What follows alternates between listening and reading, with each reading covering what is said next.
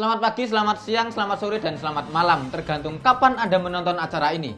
Selamat datang di Mojok Mentok, sebuah acara yang akan merangkum berita yang terjadi selama sepekan terakhir. Tentu saja dibawakan secara cerdas, tangkas, dan terengginas oleh saya sendiri, Agus Mulyadi, sebagai host yang akan menemani Anda dengan tak deng dut.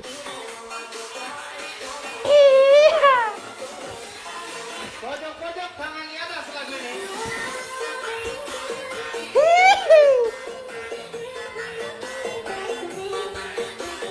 Meninggalnya Gilang Endi Saputra karena menerima kekerasan fisik saat mengikuti Diklatsar Resimen Mahasiswa atau Menwa UNS pada 23 Oktober 2021 lalu memicu gelombang tuntutan yang besar dari berbagai elemen masyarakat agar Menwa UNS dibubarkan. Ratusan mahasiswa UNS pun menggelar aksi demonstrasi di depan Rektorat Universitas 11 Maret untuk menuntut pembubaran Menwa UNS.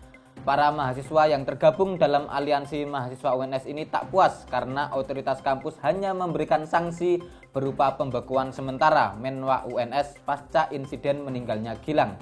Sementara itu di media sosial, tagar bubarkan Menwa UNS dan Justice for Gilang terus disuarakan oleh netizen. Petisi online bubarkan resimen mahasiswa UNS pun sampai sekarang sudah ditandatangani oleh puluhan ribu orang. Banyak tokoh yang ikut menyuarakan tuntutan pembubaran Menwa UNS ini. Ketua MPR Bambang Susatyo bahkan meminta Kementerian Pendidikan, Kebudayaan, Riset, dan Teknologi agar mempertimbangkan pembubaran resimen mahasiswa UNS. Tak hanya pembubaran Menwa UNS, tuntutan dari masyarakat juga meluas pada pembubaran Menwa di seluruh kampus di Indonesia.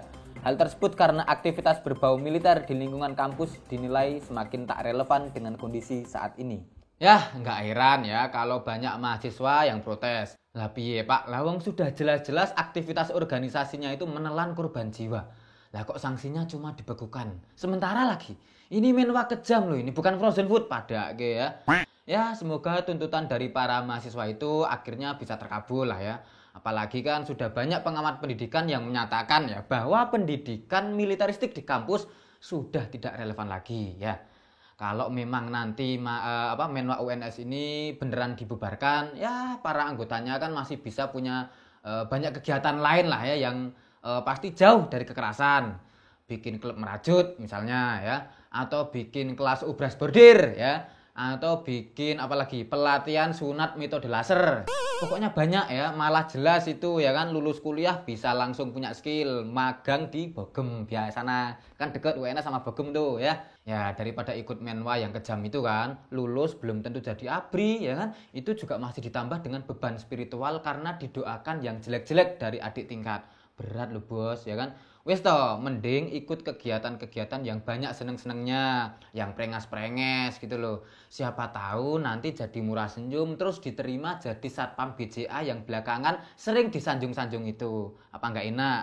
Kan sama-sama pakai seragam ini loh, ya kan? Militer tapi prengas-prenges ya kayak satpam BCA kae lho. Dengan tak deng dut seakan ingin menebus pemberitaan buruk terkait polisi dan moral, Polri pada Sabtu 30 Oktober 2021 lalu secara mengejutkan menyelenggarakan Bayangkara Mural Festival 2021 di lapangan Bayangkara Mabes Polri Jakarta. Tak tanggung-tanggung, lomba mural bertema peran generasi muda untuk berkreasi dalam menyampaikan informasi yang positif di masa pandemi COVID-19 ini menghadirkan hadiah yang cukup besar bagi para pemenang, yakni 50 juta untuk juara pertama, 30 juta untuk juara kedua, dan 20 juta untuk juara ketiga.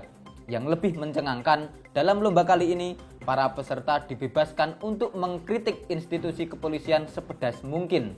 Kapolri Jenderal Listio Sigit Prabowo bahkan secara terang-terangan mengatakan bahwa peserta dengan gambar mural paling pedas boleh menjadi kawannya. Kalau itu gambarnya paling pedas, itu juga akan kami terima. Dan saya jamin yang berani menggambar seperti itu akan jadi sahabatnya Kapolri, jadi temannya Kapolri. Begitu terang Listio. Sejak lomba ini diumumkan, Kadif Humas Polri Irjen Argo Yuwono mengatakan setidaknya sudah ada lebih dari 800 peserta yang ikut dalam lomba mural ini. Ya, tentu saja langkah Polri untuk bikin lomba mural ini harus kita apresiasi ya. Apalagi Pak Kapolri sampai bilang kalau peserta dengan mural terpedas boleh menjadi temannya ya. Ini kan keren banget. Pasti akan ada banyak peserta yang ngotot untuk berjuang agar bisa menjadi peserta dengan mural terpedas. Soalnya kan hadiahnya nggak main-main bang. Ini jadi temennya Kapolri, ini nggak semua orang bisa loh. Ini kan sangar. Wong punya teman polisi aja sudah bikin orang mikir buat main-main sama kita. Apalagi punya teman Kapolri. Ini polisinya polisi loh ini. Core of the core ini ya. Jadi nanti kalau di jalan itu ribut sama orang, kita bisa bilang, bajingan, wani karo aku kowe. Tak undangi kancaku kapok kowe. Nah, nanti bisa bilang, "Emang iki kancamu sapa?" "Oh, Kapolri iki kancaku, Pak. Aku Rolisto Sigit ngene, Pak. Kentel iki kanca kentel ngene iki." "Oh, sorry, Bos. Dame, Bos. Cengli." Bisa gitu, Pak. Oh, orang geleleng wi, Bos. Dengentak deng deng dut. Nama Faye Hasian Simanjuntak mendadak menjadi buah bibir di lini masa media sosial. Pasalnya, perempuan berusia 19 tahun ini baru-baru ini terpilih sebagai salah satu anak muda paling berpengaruh versi Forbes Indonesia. Ia masuk dalam deretan Forbes Indonesia 30 Under 30 untuk kategori Social Entrepreneur and Philanthropy. Keberhasilan perempuan muda ini masuk dalam deretan anak muda berpengaruh versi Forbes salah satunya karena kiprahnya sebagai founder Rumah Faye, organisasi yang berfokus pada usaha memerangi pelecehan seksual dan perdagangan anak. Kendati demikian, di media sosial prestasi Faye ini kemudian banyak diperbincangkan seturut dengan privilege yang ia miliki. Maklum saja, Faye memanglah cucu dari Menteri Koordinator Bidang Kemaritiman dan Investasi RI Luhut Binsar Panjaitan. Hal tersebut membuat banyak orang justru membicarakan privilege yang ia miliki alih-alih prestasi yang sudah ia raih. Namun begitu, tak sedikit orang yang tetap mengapresiasi prestasi Faye tanpa melihat embel-embel privilege-nya sebagai cucu Luhut Binsar Panjaitan. Oke, terkait berita tentang Faye yang masuk dalam daftar anak muda berpengaruh versi Forbes ini, kami telah mengundang narasumber yang tentu saja kompeten untuk membahas hal ini. Jadi narasumber kita kali ini adalah Mas Prayit Supleki ya. Jadi Mas Prayit Supleki ini adalah cupang yang masuk dalam daftar apa Mas? 10 besar biota berpengaruh versi Forbes. Oke ya, jadi kita akan ngobrol-ngobrol soal pengalaman masuk daftar Forbes ini. Halo, selamat pagi, selamat siang, selamat sore, selamat malam Mas Prayit. Alhamdulillah, kabarnya baik ya? Alhamdulillah. Mas, itu kan tadi kita udah dengerin tuh berita soal Faye. Nah, Mas Prayit kan dulu juga pernah masuk dalam daftar 10 biota berpengaruh versi Forbes. Ya, jadi sama kayak Faye. Kalau Faye kan 30 under 30, kalau jenengan di bawah 5 tahun. Oke, siap. Terus Mas, jenengan pas dapat penghargaan itu gimana Mas rasanya? Seneng nggak? Nah, tapi kayak Faye ini Mas, kan jenengan kan bagaimanapun kan keponakan dari Pak Yanto, yang mana adalah Presiden Republik Yanto Aquarium. Nah, berarti kan jenengan punya privilege nih, persis kayak Faye nih, yang jenengan kemudian dinyinyiri karena masuk Forbes karena memang punya privilege. Jenengan tanggapannya bagaimana Mas? Yang penting kebijaksanaan. Oke. Ya. Banyak temen yang anak pejabat tapi nggak bisa kayak panjenengan. Ya, jadi ini memang soal mental ya, bukan soal privilege ya. Ya. Oke, jadi banyak teman panjenengan yang anak pejabat punya uang tapi malah duitnya nggih mendem, mabuk, lonte gitu ya. Tapi kalau jenengan justru bikin gerakan untuk kebersihan alam waktu itu. Dulu jenengan bikin apa kok bisa sampai masuk 10 biota paling berpengaruh versi Forbes itu?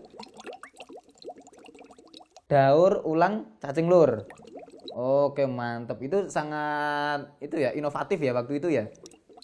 Jadi cacing lur yang sudah dimakan, metu udah ditai, bisa dimakan lagi gitu ya. Oke, mantap. Jadi cacing lur yang saat itu berada di ambang kepunahan terhindarkan gara-gara inovasi dari panjenengan ini. Oke, siap. Jadi ini murni soal inovasi ya, bukan soal privilege ya. Oke, siap.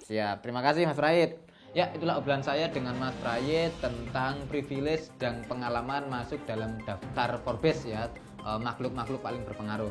Obrolan saya bersama Mas Prayit kali ini sekaligus menjadi pengakhir episode Mojok Mentok kali ini. Sampai jumpa di episode mendatang, tentu saja dengan narasumber yang jauh lebih kompeten dari Mas Prayit. Sampai jumpa.